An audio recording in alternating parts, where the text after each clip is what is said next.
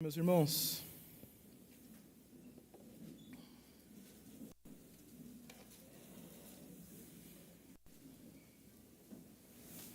glória a Deus. Bom dia. Dê bom dia para quem está do seu lado. É um sorriso reformado, calvinista para essa pessoa, de alguém que confia inteiramente na graça soberana do nosso Senhor. Amém? Nós somos a Igreja Reformada Missional Cidade 5. Se você nos visita hoje, pela primeira vez, seja muito bem-vindo.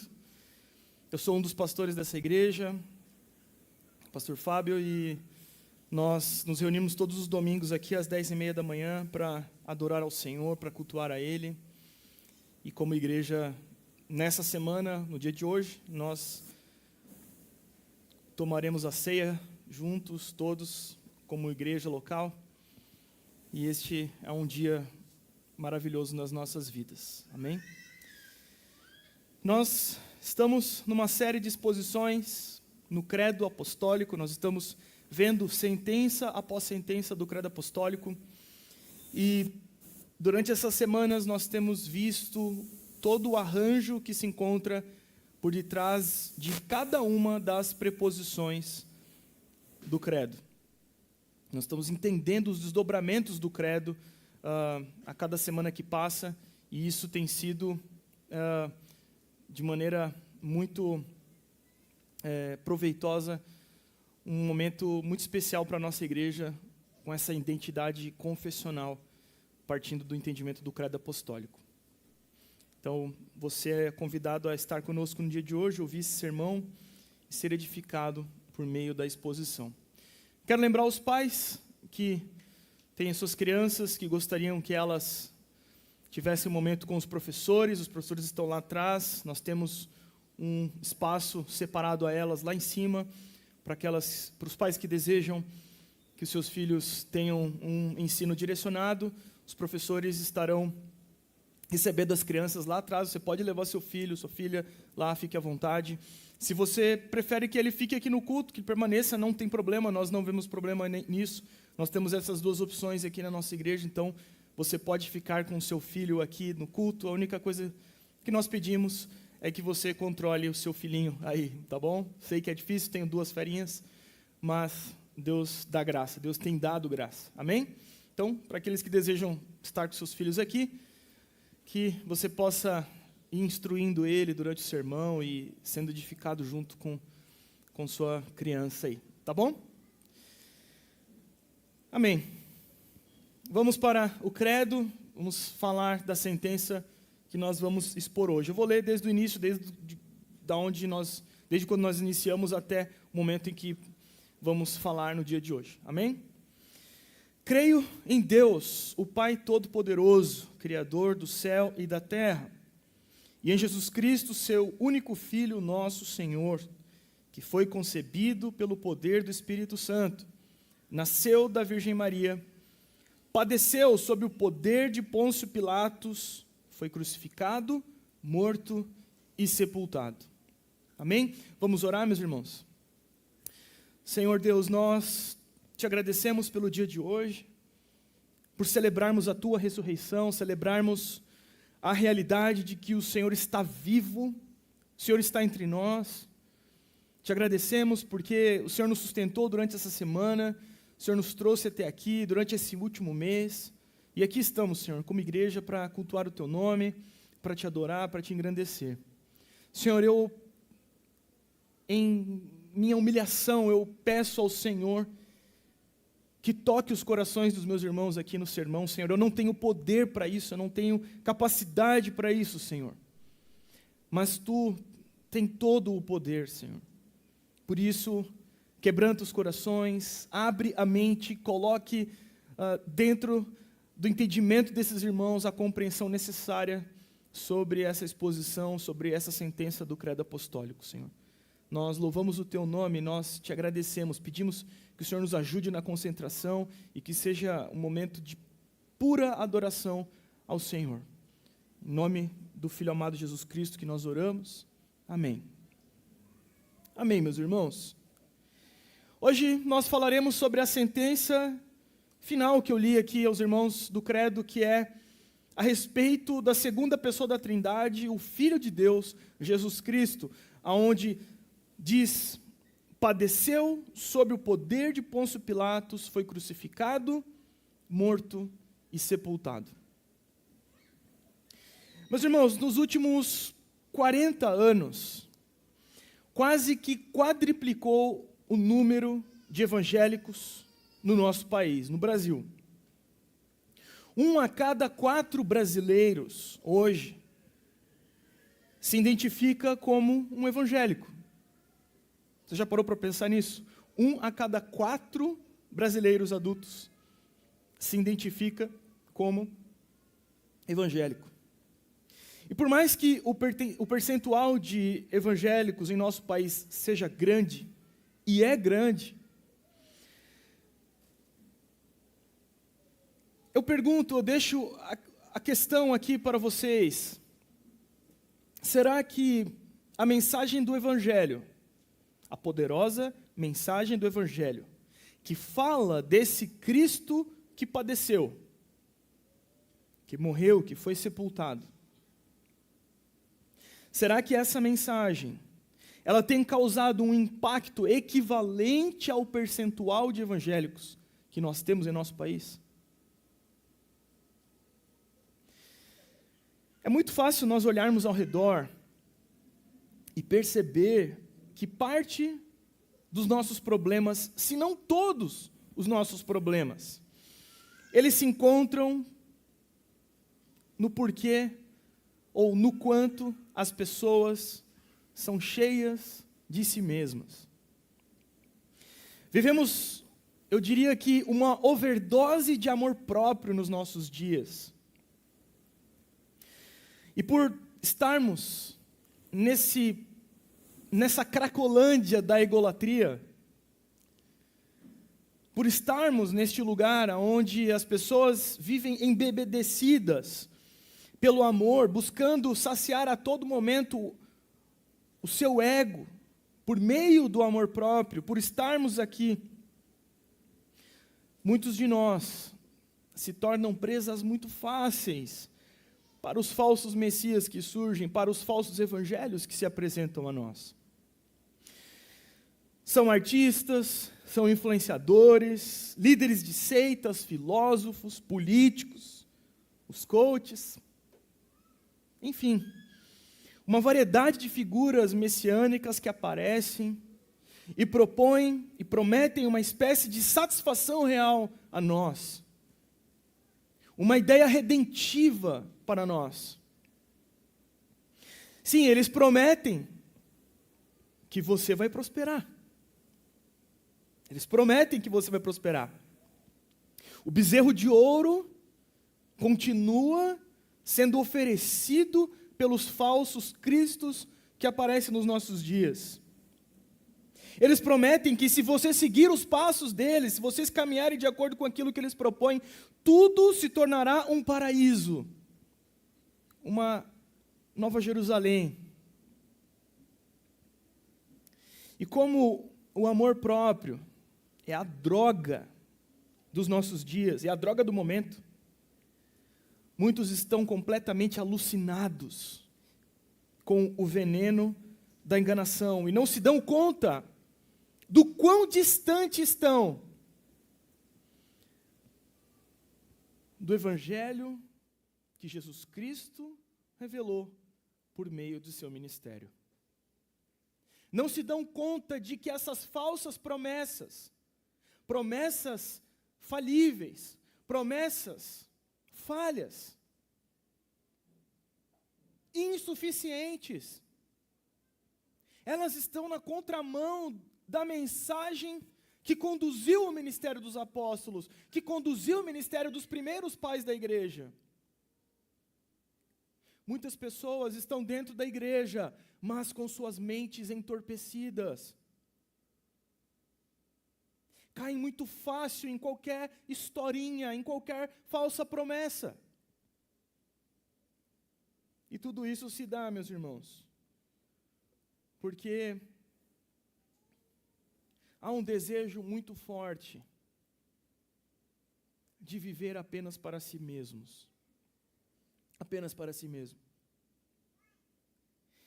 Muitos não se dão conta do quão distante as promessas desse tempo estão do glorioso evangelho do Cristo crucificado.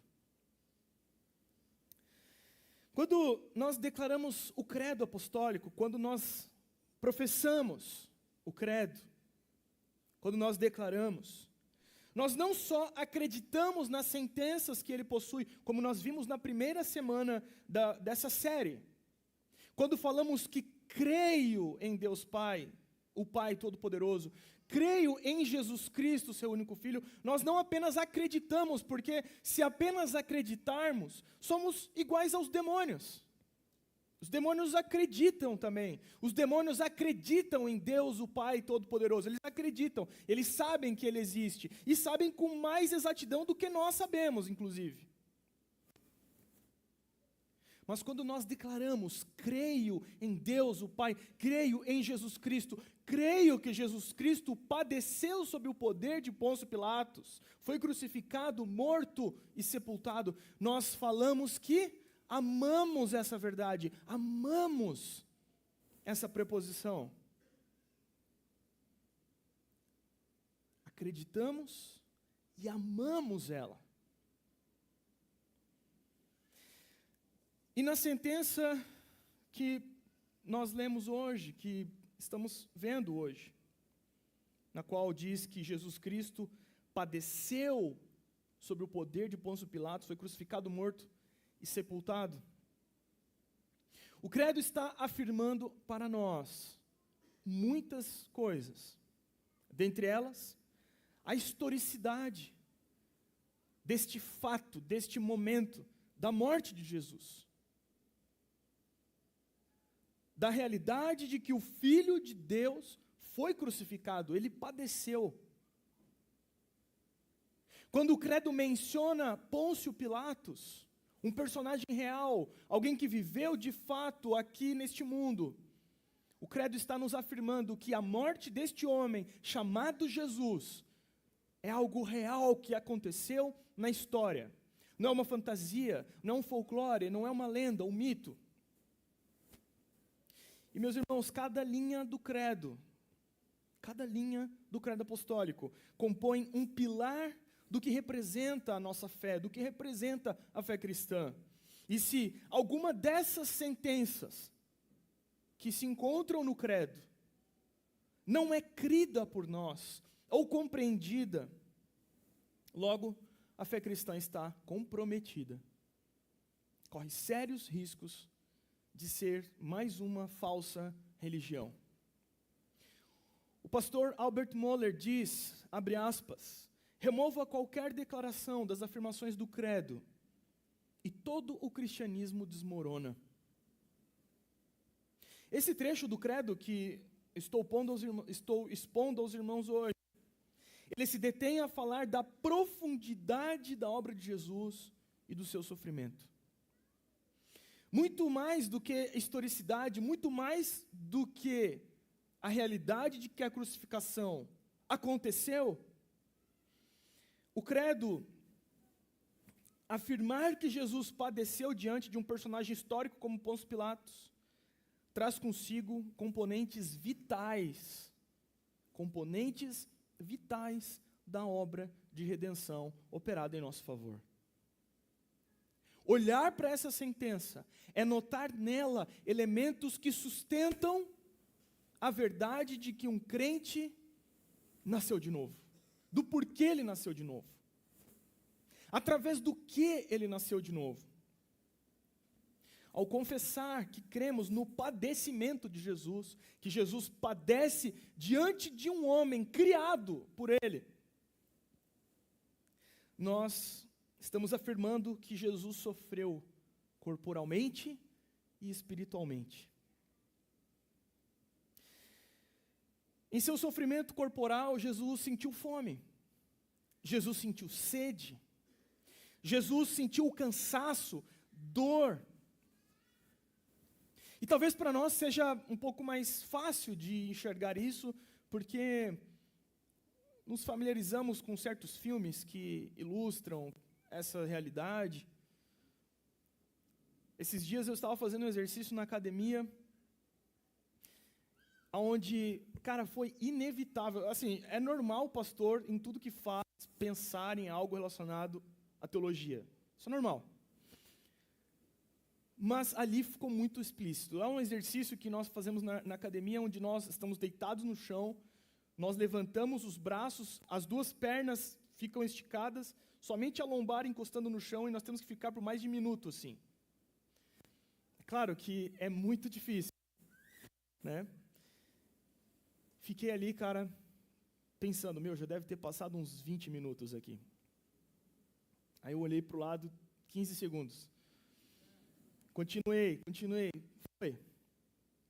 E foi inevitável, naquela posição, muito semelhante à posição anatômica que Jesus esteve na cruz, se lembrar do quanto doeu estar pendurado naquele madeiro. Então, para nós, pensar em dor física e no sofrimento físico, na fome, na sede, em todas essas questões, seja um pouco mais simples, mas veja, Jesus sofreu de fato inteiramente no corpo, mas ele também sofreu a excruciante dor no seu espírito. A dor de carregar a maldição dos nossos pecados nos seus ombros, de ter de lidar com a ira de Deus em nosso lugar. Essa é a dor excruciante no Espírito de Jesus que veio sobre ele naquele momento. A ira de Deus despejada sobre o Senhor Jesus, enquanto ele estava sendo esmagado no nosso lugar. Jesus foi o nosso sofredor substituto. E Paulo, o apóstolo Paulo, ele trata disso. Trata na primeira carta aos Coríntios, a respeito do sofrimento substitutivo. No capítulo 15 de 1 Coríntios, verso 1 ao 4, o apóstolo Paulo diz: Irmãos, lembro-vos do evangelho que vos anunciei, o qual também recebestes e no qual estáis firmes. Por meio dele também sois salvos, se retiverdes com firmeza a mensagem tal como a anunciei a vós, a não ser que tenhais crido inutilmente. Porque primeiro vos entreguei o que também recebi. Cristo morreu pelos nossos pecados, segundo as Escrituras, e foi sepultado, e ressuscitou ao terceiro dia, segundo as Escrituras.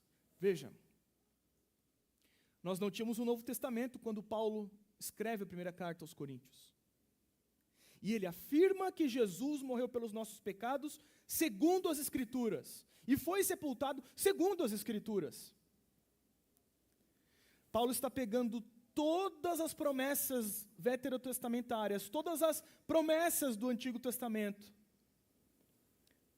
está depositando elas neste homem chamado Jesus Cristo.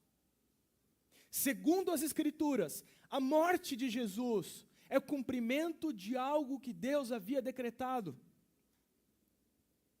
E isso se dá no fato de que Cristo morreu pelos nossos pecados. O sofrimento substitutivo. Em termos práticos, Cristo recebeu uma severa punição, mesmo sendo inocente.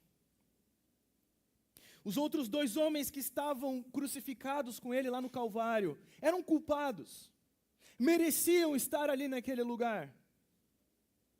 Fazia sentido olhar para aquela cena e encontrar aqueles dois homens ali, agonizando até a morte. Eram criminosos, tinham culpa no cartório, era plausível vê-los agonizando no madeiro. Mas uma figura que estava ali entre aqueles homens, pelo procedimento de sua vida, pela maneira como viveu, pela sua essência, o seu ser, não fazia sentido estar ali. Jesus era inocente. Ele morria no lugar de uma multidão de pecadores culpados. Sofrimento substitutivo. Os pecadores deveriam estar ali. Mas um homem puro, inocente, assume o lugar desses pecadores. Pecadores que, ao afirmar que creem no Filho de Deus, que padeceu, levam junto nessa confissão a admissão de sua própria culpa por seus próprios pecados, como muito bem disse o Bruno aqui na oração penitencial. Jesus morreu por aqueles que confessam e amam a sentença que diz que Jesus padeceu sob Pôncio Pilatos, foi crucificado, morto e sepultado.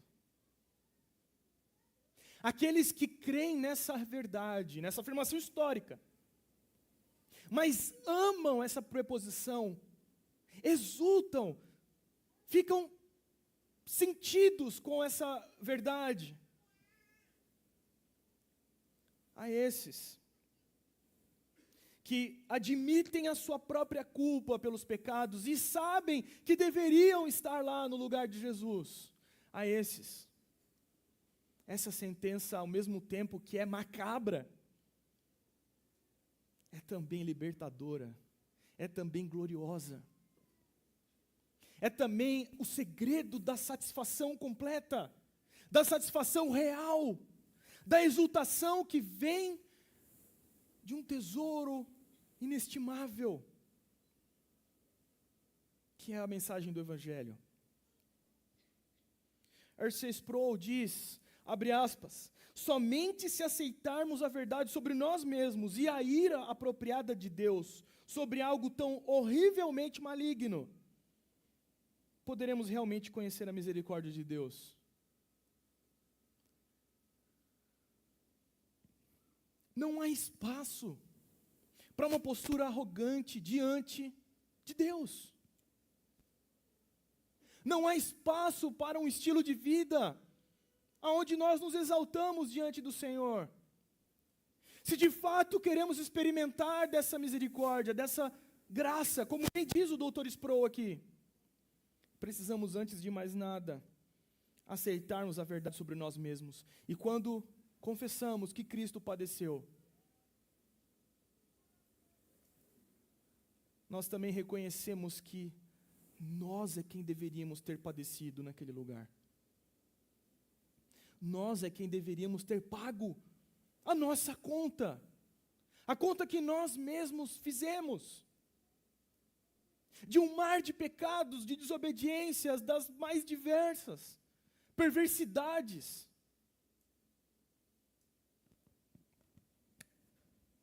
Mas veja,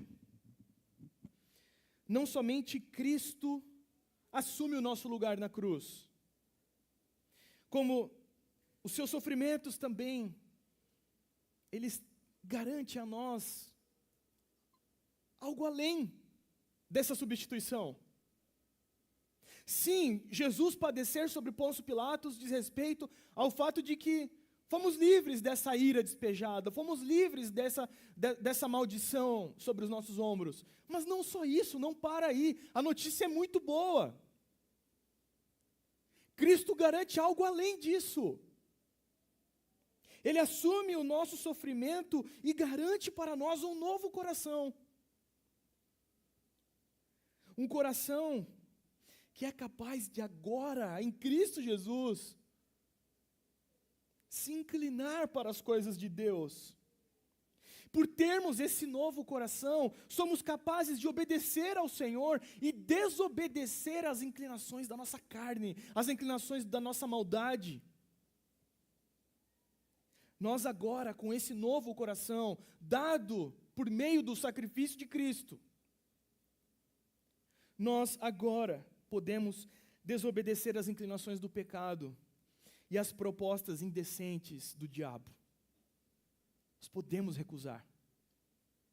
Em Cristo Jesus nós podemos dizer não para o capeta.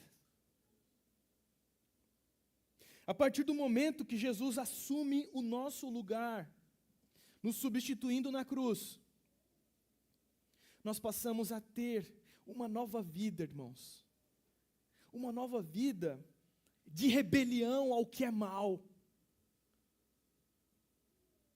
Se antes nós amávamos a rebelião a Deus, agora, por meio desse sofrimento substitutivo de Jesus, nós podemos nos rebelar contra a lei do pecado, contra a lei da maldade, contra o modus operandi do inimigo de Deus.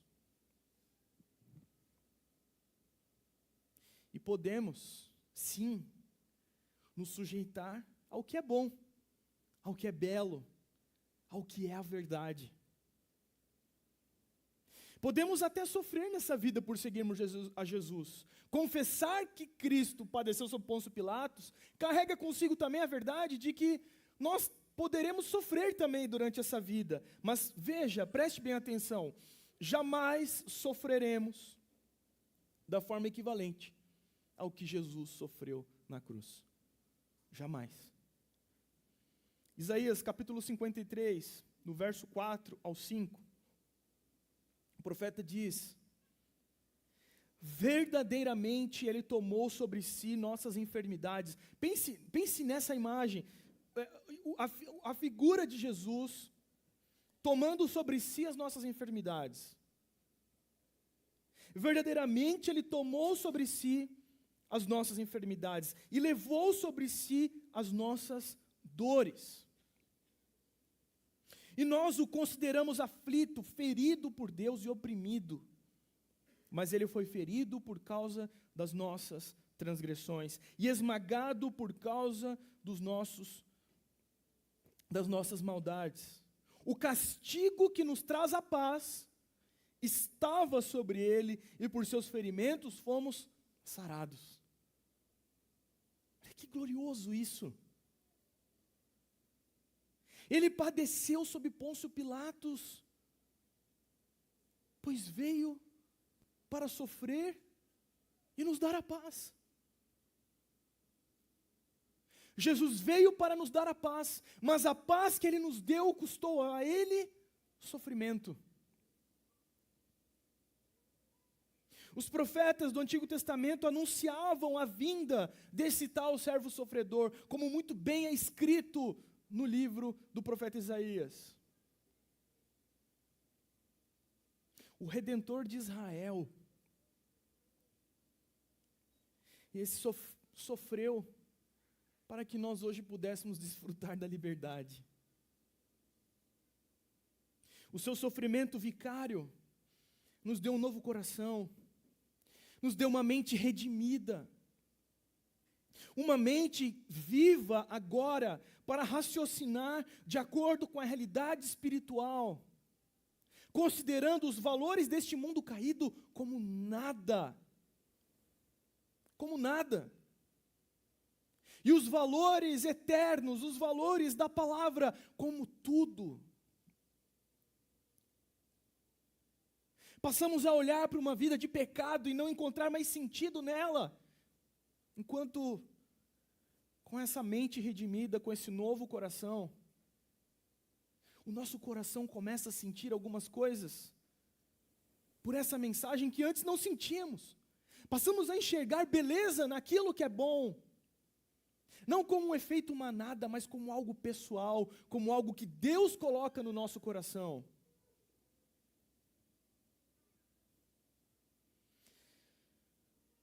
Nós começamos a nos sentir, irmãos, inadequados para este mundo. A nossa nacionalidade, a nossa pátria celestial começa a gritar e nós começamos a nos sentir imigrantes estranhos neste mundo. Porque Cristo assumiu a condenação e nos concedeu um novo coração. A condenação do pecado que nos oprimia foi vencida pelo silêncio humilde do nosso amado Jesus.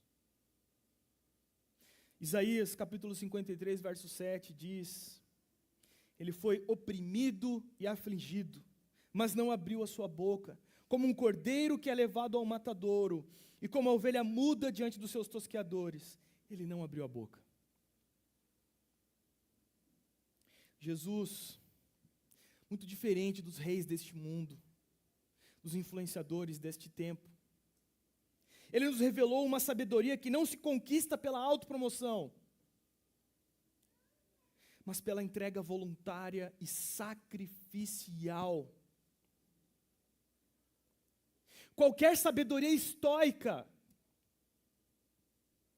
qualquer reinado ou prosperidade que se dá por meio de um espírito arrogante e vaidoso, tem prazo de validade, é frágil, só nos conduz a mais miséria. Mas o reinado conquistado por Jesus foi o reinado conquistado por um rei que usou uma coroa de espinhos. Uma coroa que diz que ele sofreu, que ele padeceu, que ele morreu, que ele foi sepultado, que em seu ministério há a humilhação, há o caminho da humilhação. Veja, meus irmãos, nós deveríamos ser os primeiros, como igreja, como cristãos, a nos espantar com qualquer proposta dada a nós, onde o caminho que devemos seguir seja o caminho de tomar o poder a qualquer custo. Deveríamos ficar espantados com isso. Se o Evangelho gritasse no nosso coração, qualquer proposta que se apresenta a nós, de poder a qualquer custo, nos espantaria, nos assustaria, nos deixaria escandalizados. Por quê? Porque a referência para nós de reinado é um homem com uma coroa de espinhos, pendurado numa cruz, mudo, calado diante dos seus algozes.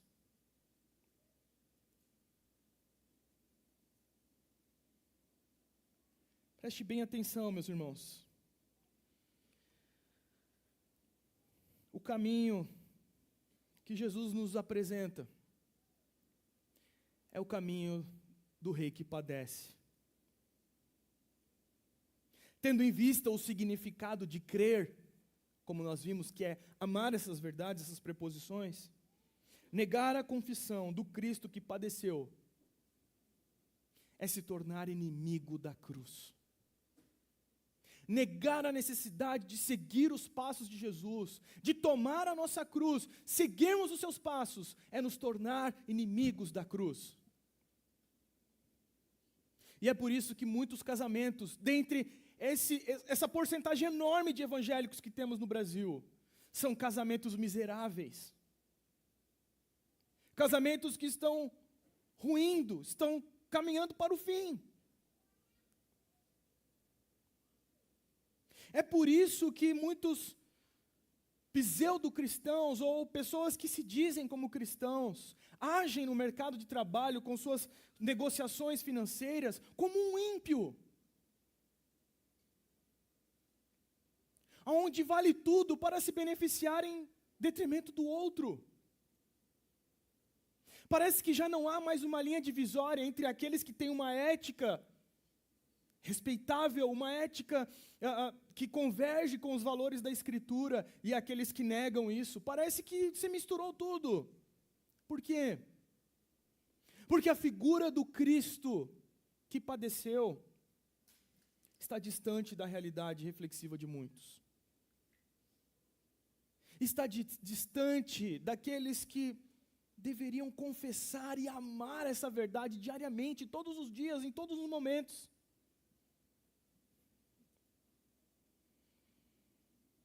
Não negue a realidade de que Cristo padeceu, mas ame essa verdade. Ame com sua própria vida. Ame-a com tudo o que você tem, com tudo o que você é. O Messias estava diante do povo de Israel, e eles pediram a sua morte. O povo que detinha essas promessas a respeito do servo sofredor, este povo pediu a sua morte. Entre Jesus e o assassino Barrabás, o povo escolheu Barrabás. Pense por um instante na eternidade do Verbo, na eternidade de Cristo. Como bem diz o apóstolo João no início do seu evangelho. Pense que as vozes que ele mesmo criou gritavam pela sua própria morte. As mãos que ele mesmo fez o espancaram. Os olhos que ele mesmo desenhou e colocou em cada um de nós o olhavam com desprezo. A inocência de Jesus e a sua obediência perfeita à lei, diante desse cenário, revestem com poder o seu sacrifício, revestem com poder a realidade de imputar a pecadores confessos santidade, pureza. A pureza perfeita, a santidade desse Cristo, dada a homens que não merecem. Liberdade dada a pecadores que não merecem. O Cordeiro sem mácula garantiu com eficácia a obra de purificação da igreja confessante. A igreja que confessa, descansa em paz, porque esse Jesus perfeito, o Cordeiro sem pecado, tirou as nossas manchas. O pastor Albert Mohler diz, abre aspas, ele derramou o seu sangue e se derramou. O fluxo carmesim e a onda escarlate do seu sofrimento e crucificação fizeram propiciação por nossos pecados para todo o sempre. Esse sacrifício existia como uma sombra da profecia de Isaías, ao declarar a vontade de Deus, ao esmagar o seu servo. Essa profecia se concretizou quando o filho foi ao altar e o seu pai o esmagou em nosso lugar. Fecha aspas. O autor de Hebreus diz no capítulo 9, verso de número 11 ao 12, mas Cristo, vindo como sumo sacerdote dos bens já presentes, por meio do tabernáculo maior e mais perfeito, não erguido por mãos humanas, isto é, não desta criação, e não por meio do sangue de bodes e novilhos, mas por seu próprio sangue, entrou de uma vez por todas no lugar santíssimo e obteve eterna redenção. O autor de Hebreus está falando da perfeição da nova aliança em detrimento do antigo pacto. Está falando da superioridade do ministério de Cristo e da eficácia perene, eterna. O sofrimento de Jesus redimiu de uma vez por todas a vida dos pecadores que aceitam por si essa obra, para si essa obra. Jesus satisfez o julgamento de Deus, satisfez a ira justa do Senhor, satisfez a santidade requerida por Deus para nos relacionar com Ele, para que nós pudéssemos chamar a Deus de Pai.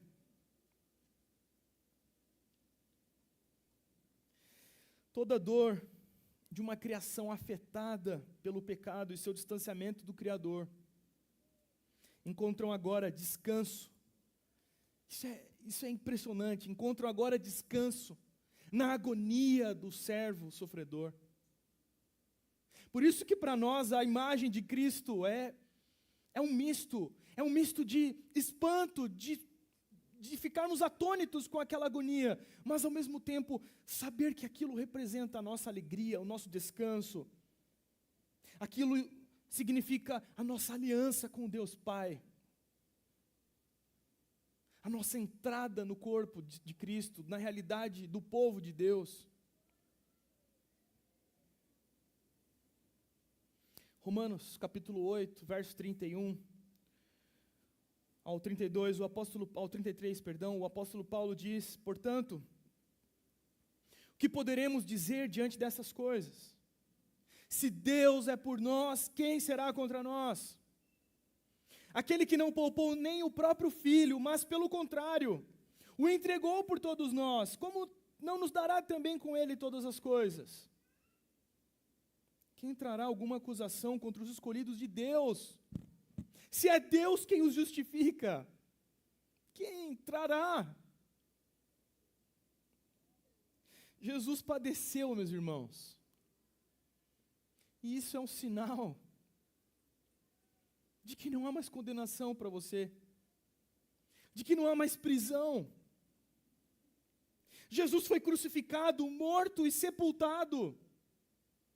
Ele atravessou todos os estágios de humilhação, padecendo diante dos homens que ele mesmo criou. Como ovelha muda, se dirigiu ao matadouro, passou por um espancamento cruel, dor excruciante, abandono, rejeição. A ira de Deus recaindo sobre ele. Para que eu e você hoje pudéssemos chamar Deus de Pai.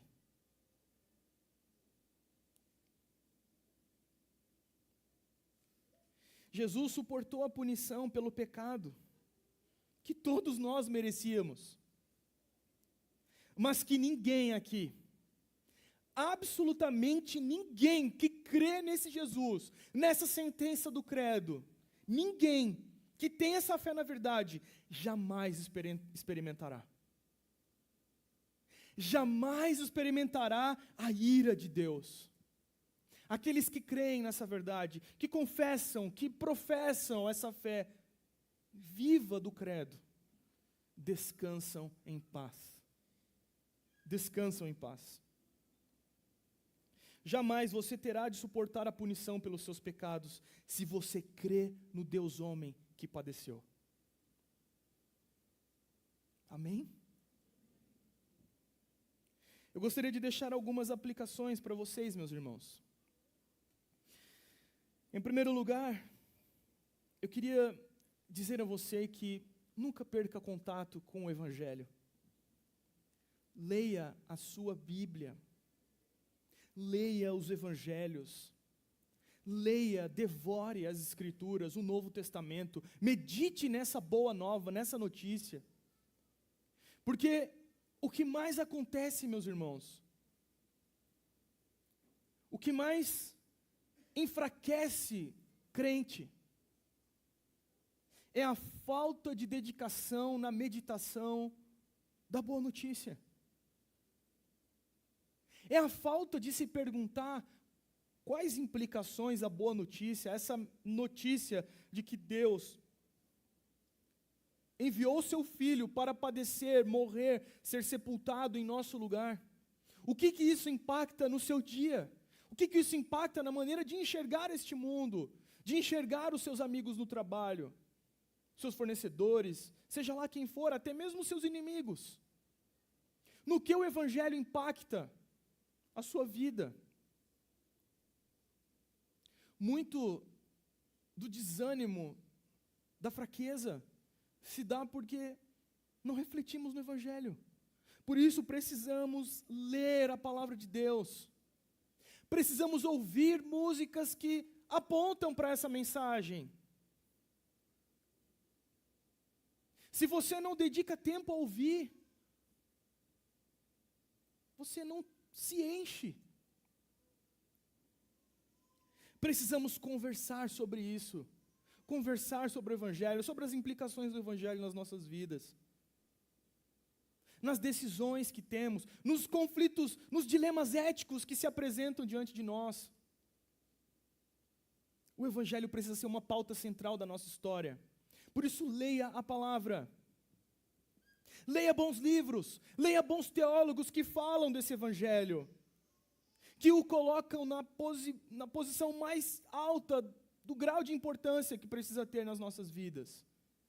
Invista em livros que falem do Evangelho. O Evangelho não é só para quem acabou de se converter, o Evangelho é para todo que está aqui.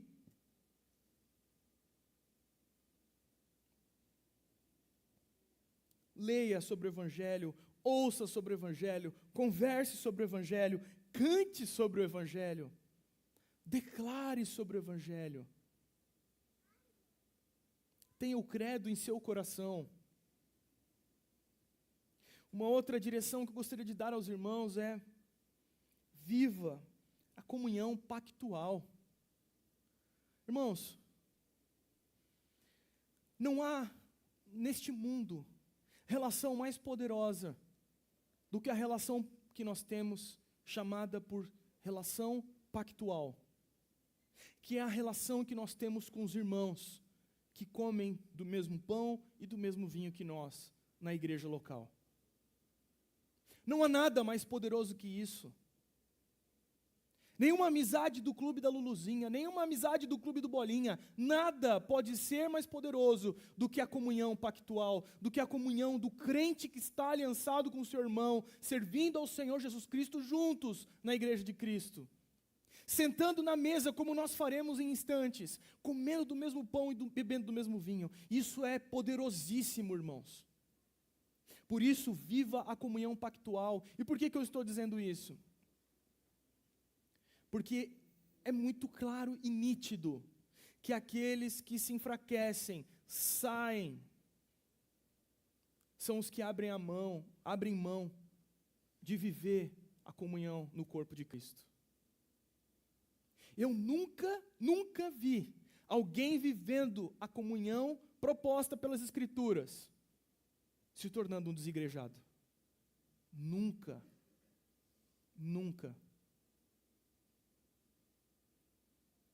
A comunhão pactual nos exercita a coisas que nós não somos obrigados a viver lá no mundo. Nos permite viver a sujeição mútua. Exercitar a humildade, aonde, por exemplo, um homem de negócios com muito dinheiro pode ouvir a exortação de um analfabeto que tem no seu coração a palavra de Deus. Somente no corpo de Cristo, cenas como essa são capazes de existir. Fora do âmbito da aliança pactual, é só hipocrisia, é só interesse próprio. Por isso, viva a comunhão pactual, viva a realidade do corpo de Cristo, de estar aliançado com seus irmãos, lutando pelas mesmas coisas, chorando pelas mesmas coisas, sorrindo pelas mesmas coisas. Não são os amigos de fora que entenderão o vazio da nossa alma no dia escuro, meus irmãos.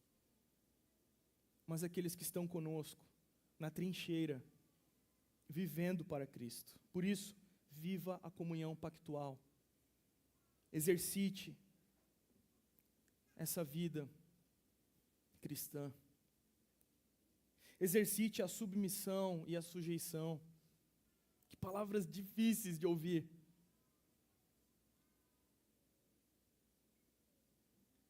Nós temos muita dificuldade de lidar com isso.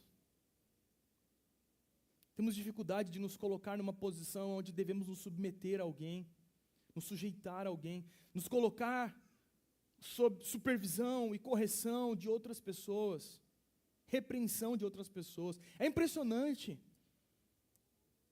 como tem pirralho na fé, que vive há décadas na igreja, mas é um pirralho na fé, que não se sujeita a absolutamente ninguém.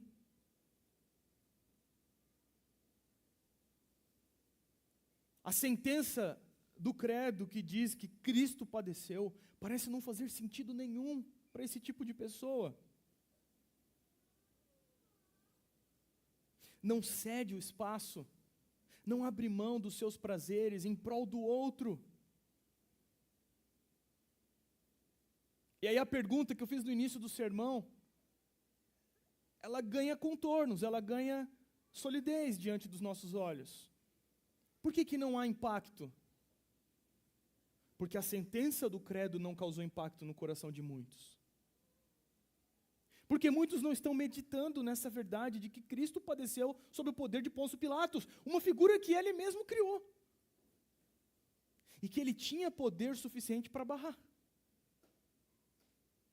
Isso precisa nos fazer mais humildes, irmãos.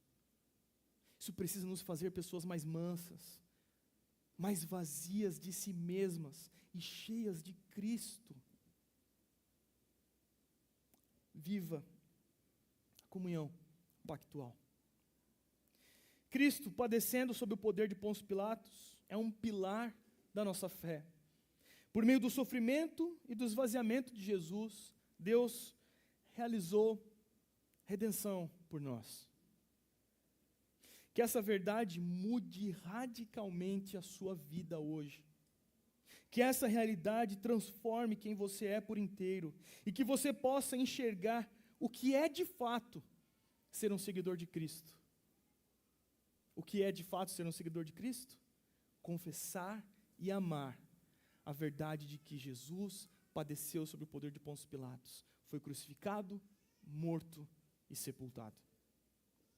Semana que vem nós continuaremos e nós vamos falar sobre a ressurreição desse Jesus. Amém? Que Deus tenha misericórdia de nós e nos abençoe e faça resplandecer o seu rosto sobre todos nós. Amém. Fique de pé, vamos orar.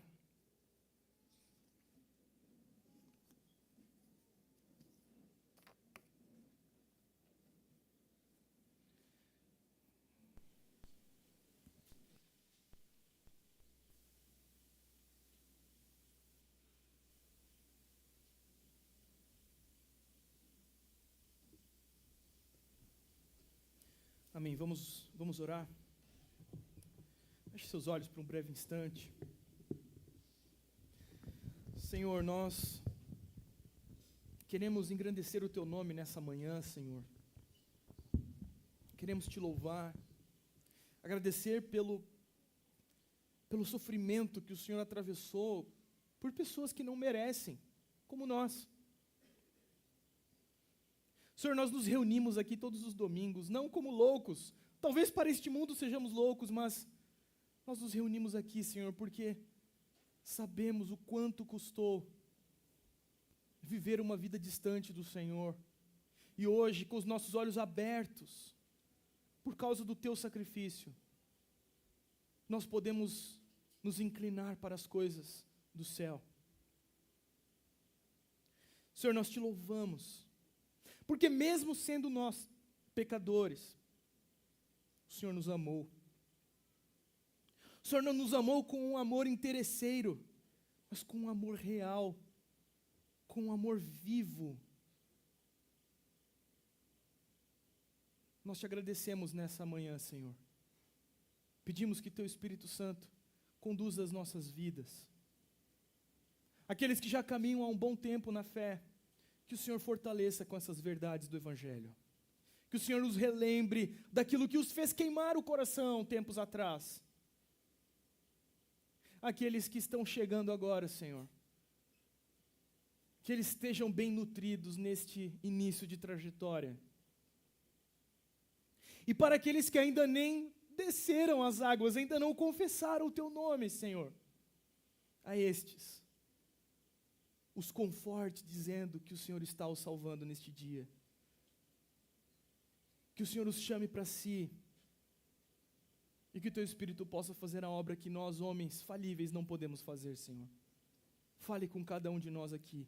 É o que nós pedimos e oramos em nome de Jesus. Amém.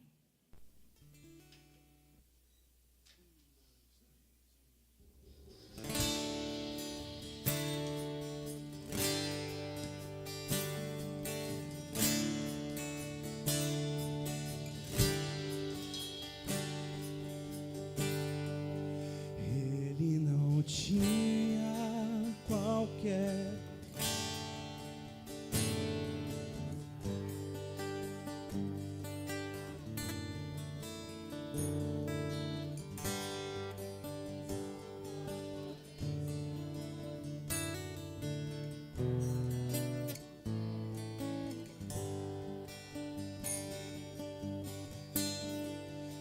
mas rejeitado.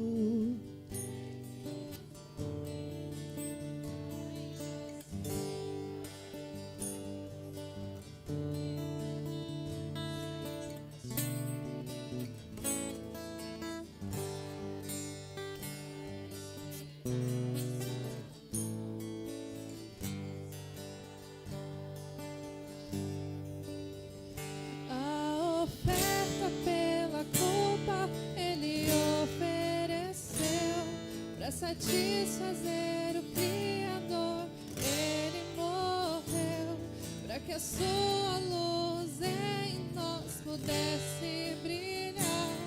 O Filho do amor se entregou em nosso lugar.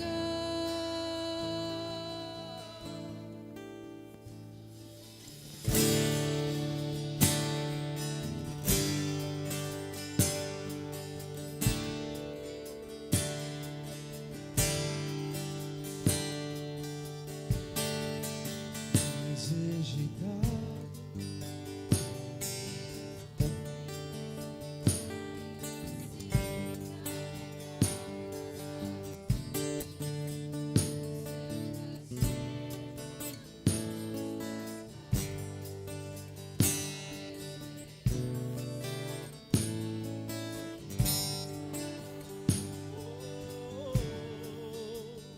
A oferta pela culpa ele ofereceu para satisfazer o Criador. Ele morreu para que a sua luz em nós pudesse brilhar.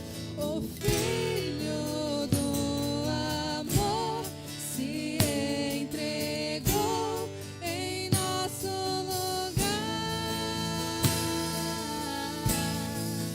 És o Cordeiro que pelos nossos pecados foi esmagado, sem dizer uma só palavra.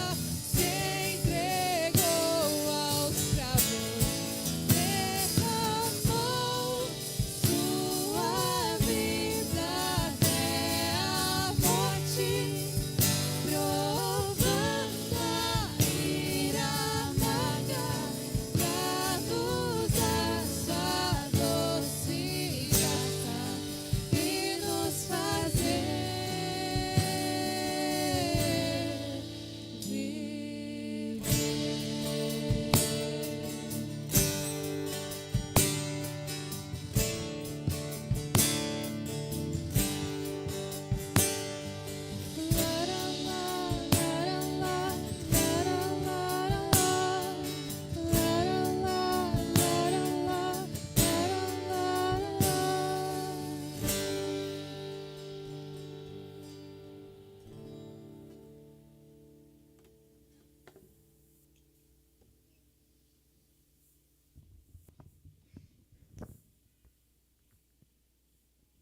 Bom dia, meus irmãos.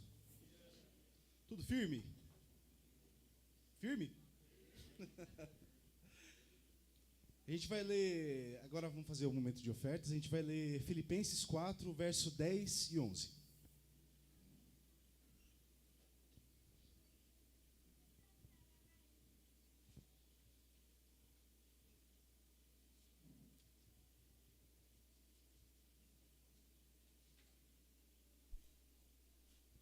Filipenses 4, 10, 11. A palavra do Senhor fala: Alegro-me muito no Senhor por teres finalmente renovado o vosso cuidado para comigo, do qual, na verdade, estáveis lembrados, mas vos faltava oportunidade. Não digo isso por causa de alguma necessidade, pois já aprendi a estar satisfeito em todas as circunstâncias em que me encontro. Irmãos, não existe absolutamente nada nesse mundo que possa trazer suficiência à nossa alma. Absolutamente nada. Hoje a gente compra um carro maravilhoso, a gente sonha, cara, se eu tivesse o carro X, a gente compra, daqui 2 meses ele vira um troço de levar a gente para o ponto A para o ponto B. A gente compra uma casa maravilhosa. Deus, se eu tiver a casa dos sonhos, passa um ano, vira um telhado para guardar a gente da chuva. Não há nada, meus irmãos, absolutamente nada que possa fazer a gente integralmente feliz nessa terra, a não ser a satisfação em Cristo. Estar satisfeito, meus irmãos, é o melhor remédio para a nossa ingrata alma, que passa dia após dia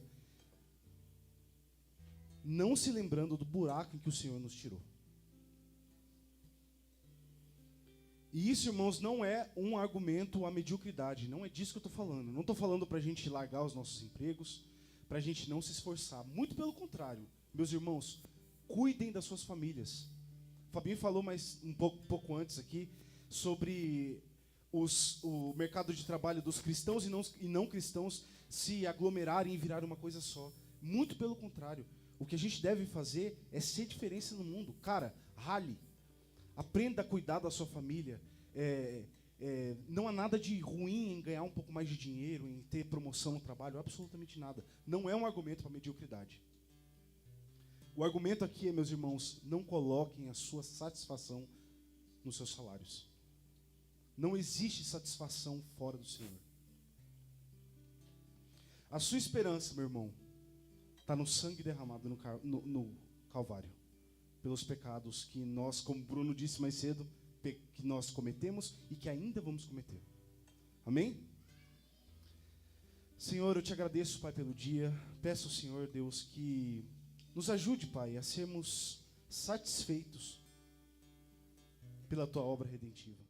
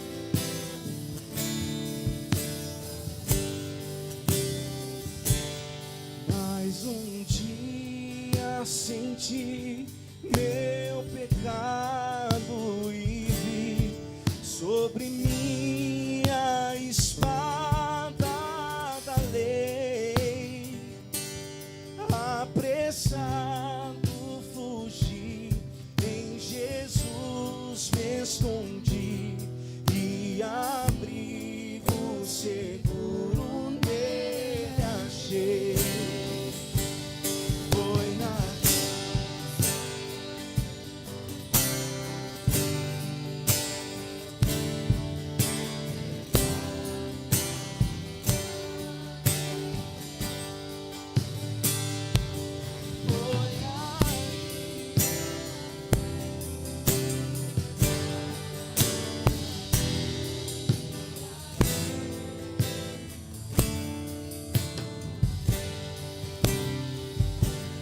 quão ditoso então esse meu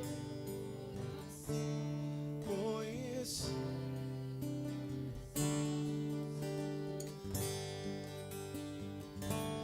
Que levou meu Jesus a sofrer lá na cruz pra salvar um tão.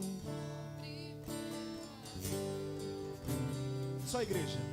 Foi na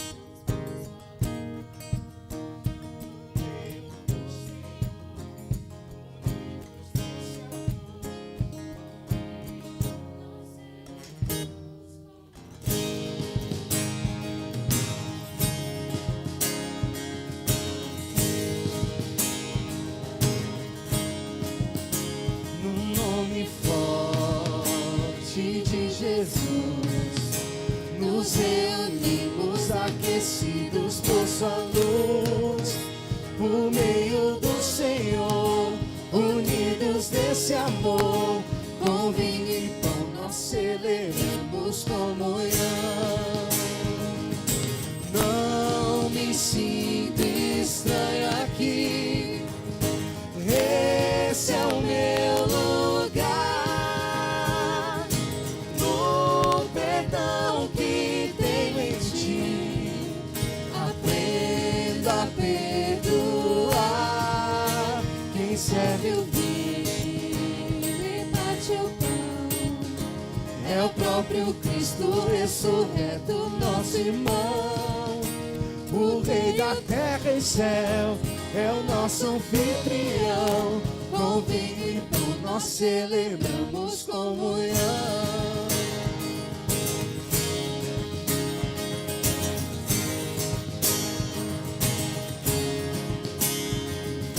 Não me sinto estranho aqui, esse é o meu lugar, no perdão que tenho em ti, aprenda a perdoar. Quem serve o vinho e parte o pão é o próprio Cristo ressurreto, nosso irmão. O Rei da terra e céu é o nosso anfitrião, com Com vinho e pão nós celebramos comunhão. Entre o povo do Senhor, verdadeiro lar. Cristo está presente aqui, nesse celebrar, e logo vamos nos reunir no grande encontro preparado que há de vir. Na glória do Senhor, com todo resplendor, com vinho e pão celebraremos comunhão. Com vinho e pão celebraremos comunhão. Com vinho e pão celebraremos comunhão.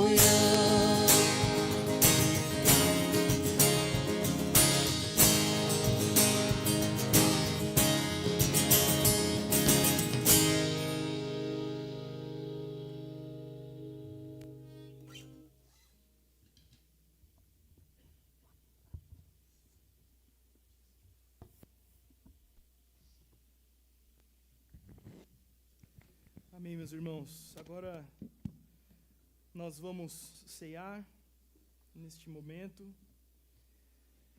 A ceia, para nós, é um sacramento, é uma ordenança do nosso Senhor. É uma realidade espiritual, é uma realidade visível, aliás, é uma realidade visível, é algo visível que nós fazemos de uma realidade invisível. E todos os meses nós, como igreja, nós comemos do pão, bebemos do vinho, que são os elementos que representam o corpo e o sangue de Jesus Cristo. O corpo de Jesus, que foi moído na cruz, espancado, rasgado, partido.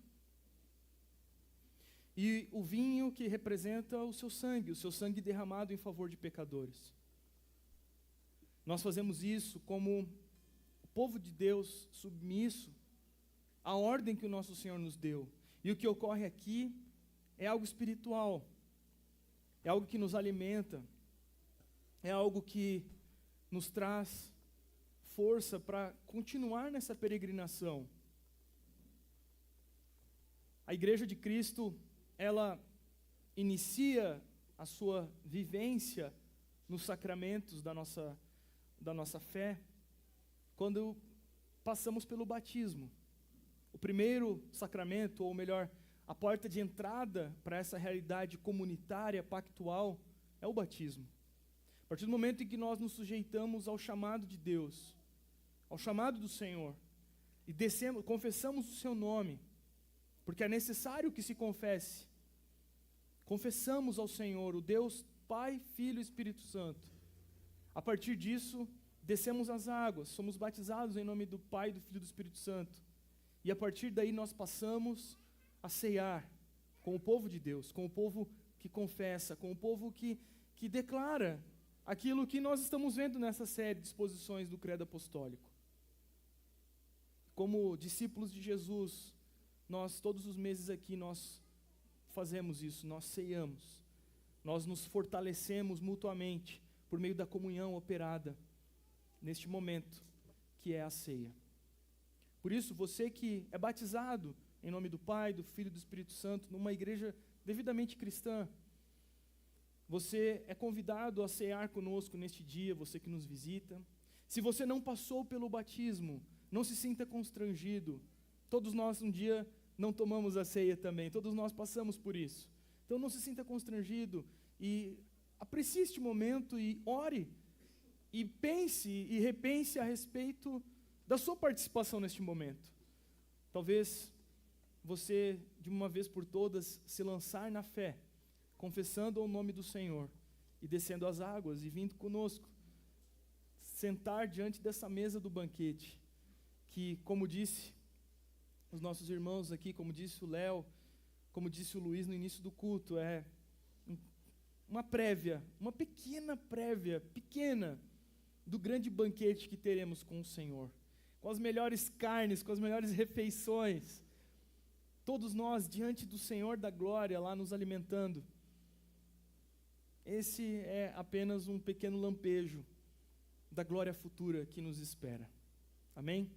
Por isso, se você é crente, cristão, convertido, nasceu de novo, foi batizado, desceu as águas, você é convidado para comer do pão e beber do vinho conosco. Amém? Nós vamos orar agora e em seguida eu peço aos irmãos, primeiro desta parte aqui, direita, minha direita e esquerda de vocês, que primeiro essa parte venha aqui na fila, pegue a ceia com os diáconos que vão servir a mesa, e depois que encerrarmos este bloco, essa parte aqui que é a minha esquerda e direita de vocês, pode vir à fila. Amém? Vamos orar.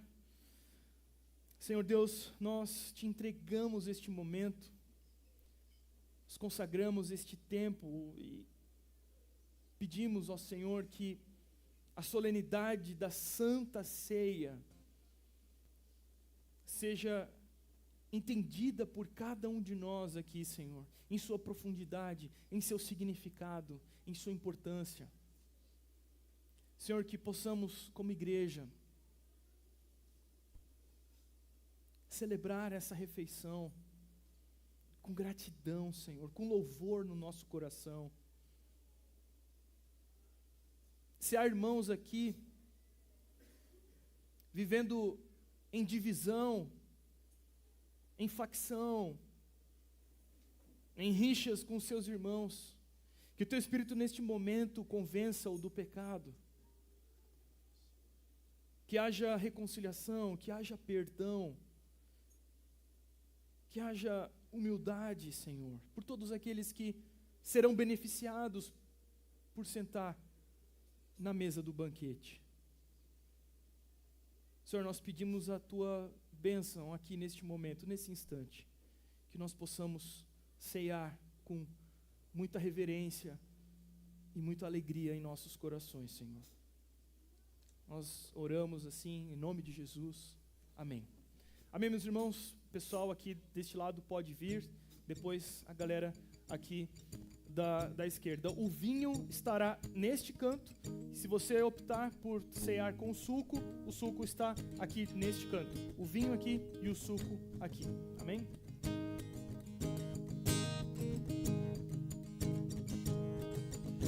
No nome forte de Jesus, nos reunimos aquecidos por sua luz, por meio do Senhor, unidos nesse amor, com vinho e pão nós celebramos comunhão.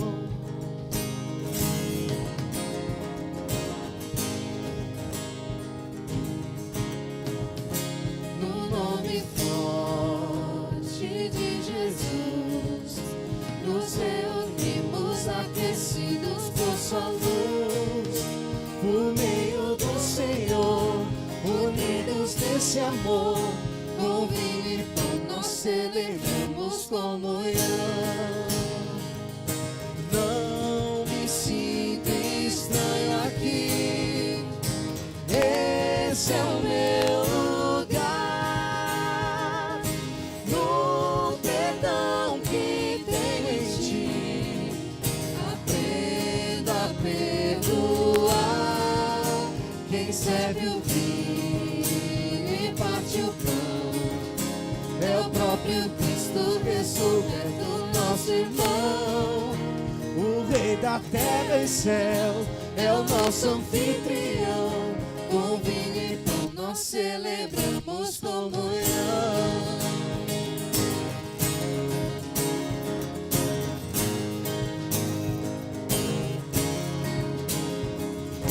Não me sinto estranho aqui, esse é o meu lugar,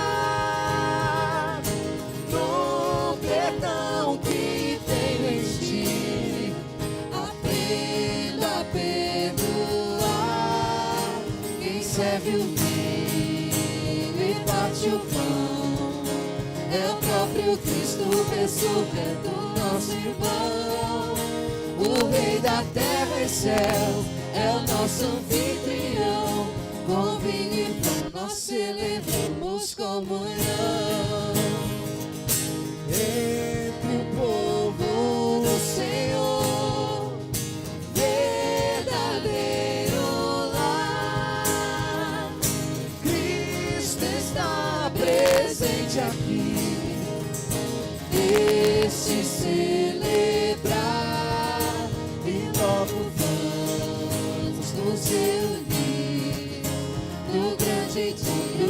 preparado que há de vir.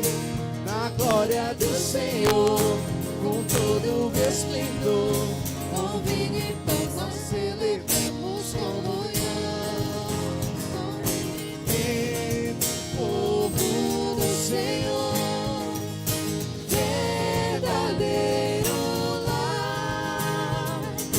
Cristo está presente aqui, nesse celebrar, e logo vamos nos reunir no grande dia preparado que há de vir.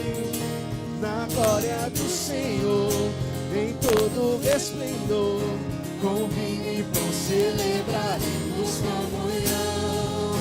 Com vinho e pão celebraremos comunhão. Com vinho e pão celebraremos comunhão.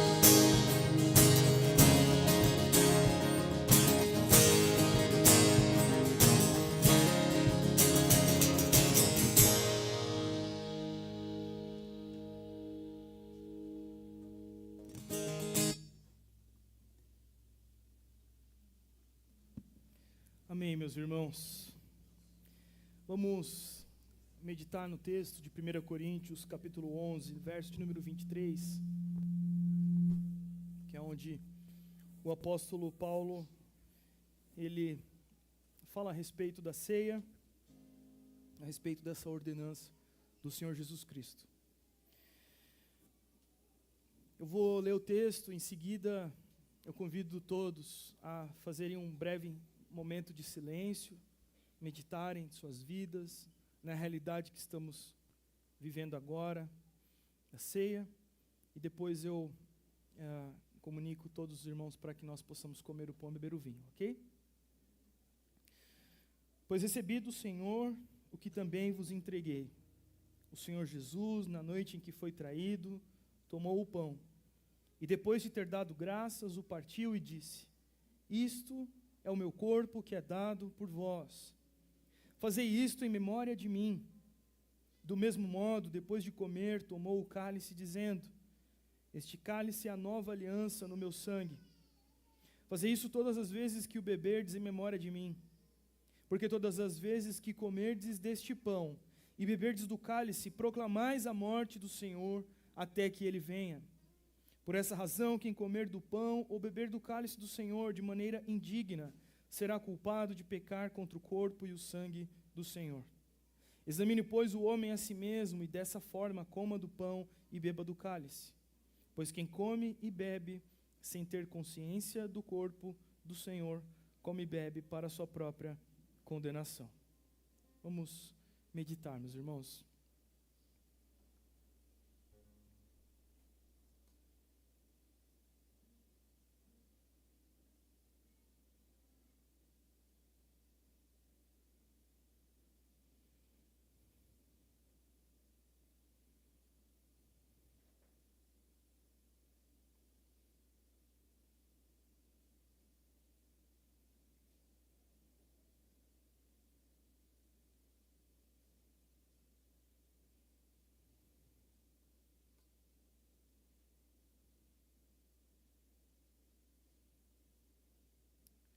Amém, os irmãos podem comer do pão, beber do vinho.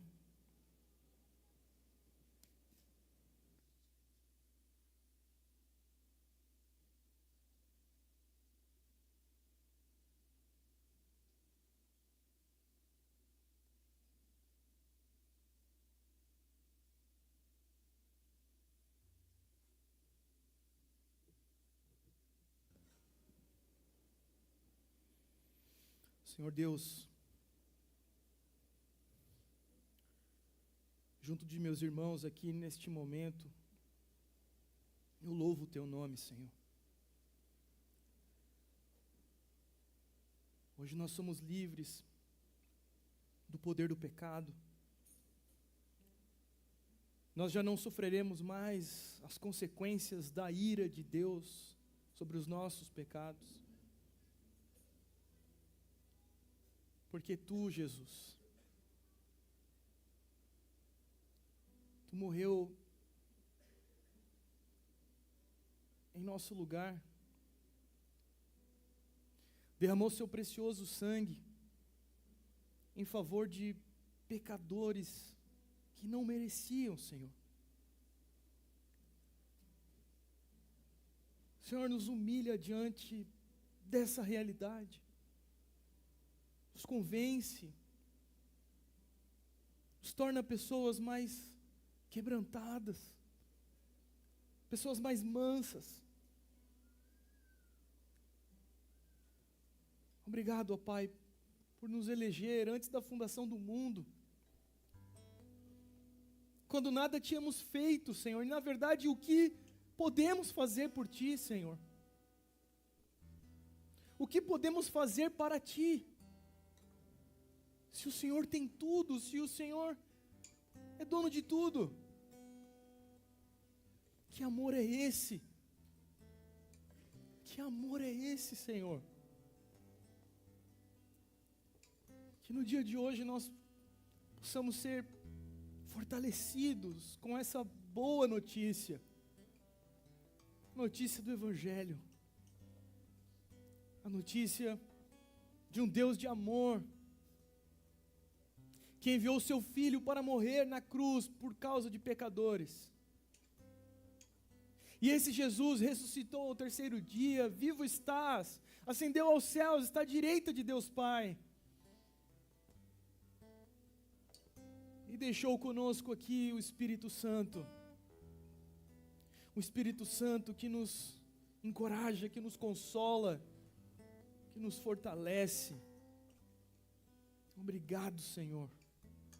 Que nós possamos sair daqui diferente de como entramos, cheios do Teu Espírito Santo, Senhor. Obrigado. Em nome santo de Jesus que nós oramos. Amém. Amém, meus irmãos. Vamos cantar com alegria, celebrar o nome do nosso Senhor agora, encerrando este culto. Amém. Irmãos, não tinha música mais maravilhosa para terminar um culto do que uma música que chama Cristo, Esperança na Vida e na Morte. Essa música fala de colocarmos a nossa esperança no Senhor, que é o que de fato, o culto inteiro falou sobre isso, sobre colocarmos a esperança no Senhor. Então vamos cantar firme, todo mundo junto, uma só voz. Agarra a sua família aí, consanguíneo, irmão da fé. Vamos cantar firme, todo mundo junto. Essa, tá?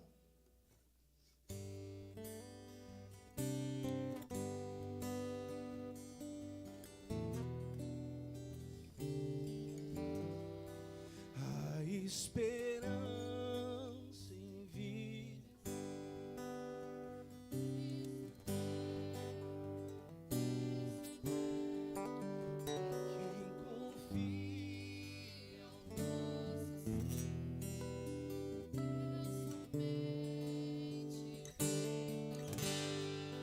quem nos sustenta,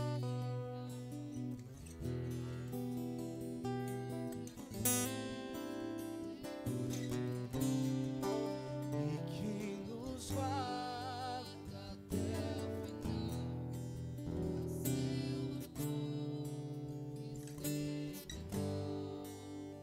Cante.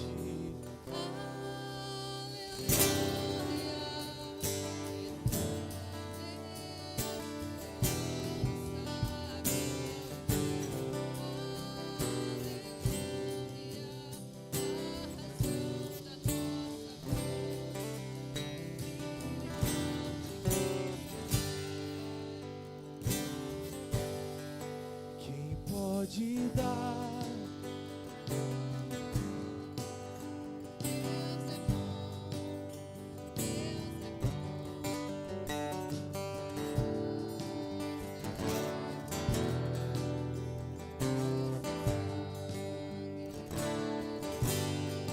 quem nos dá fé quando há temor, quem tem poder sobre o caos, quem nos conduz em meio ao mar, até a Cristo encontrar.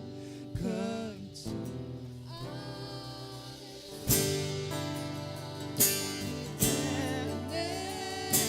Esperança,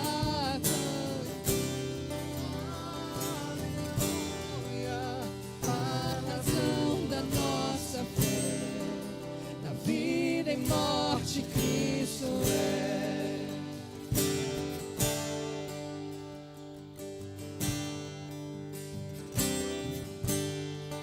E quando o fim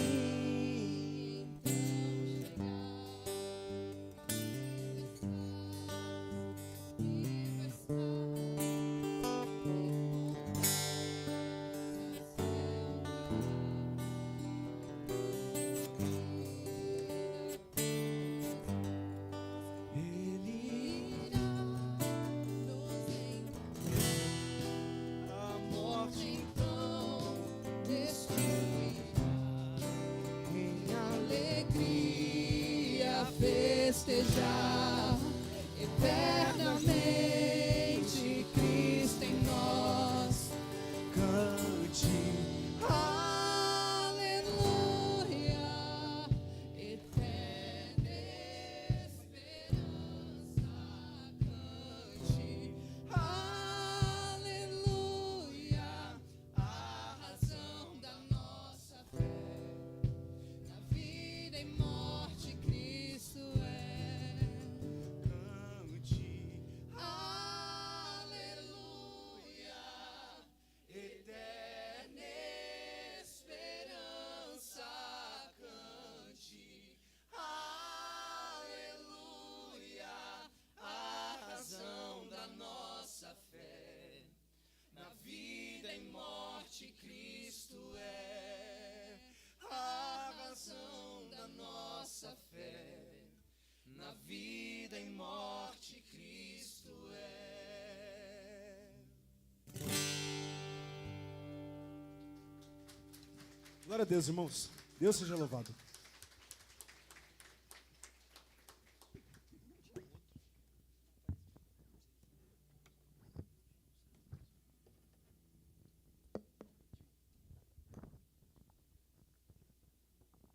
Glória a Deus. Nós vamos orar, agradecer ao Senhor por mais esse dia e por mais esse culto maravilhoso que Ele nos deu. E que essa verdade, irmãos, seja solidificada no nosso coração. Não deixe de abraçar o seu irmão, de cumprimentar os visitantes. Você que é visitante é sempre bem-vindo.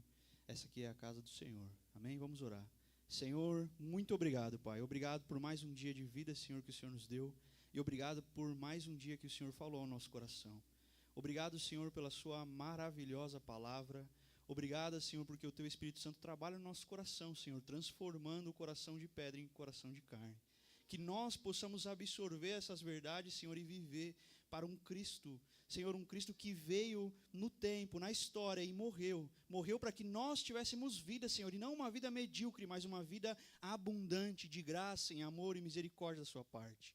Obrigado, Senhor, pela vida de cada um dos meus irmãos que estão aqui. Obrigado por aqueles que não puderam vir também. Que o Senhor nos dê um domingo abençoado e uma semana maravilhosa, Senhor. Nós pedimos em nome de Jesus Cristo. Amém. E que a graça de Jesus Cristo, o amor de Deus e a comunhão e as consolações do Espírito estejam com todos e todos dizem amém. Os irmãos podem se assentar, nós teremos os avisos.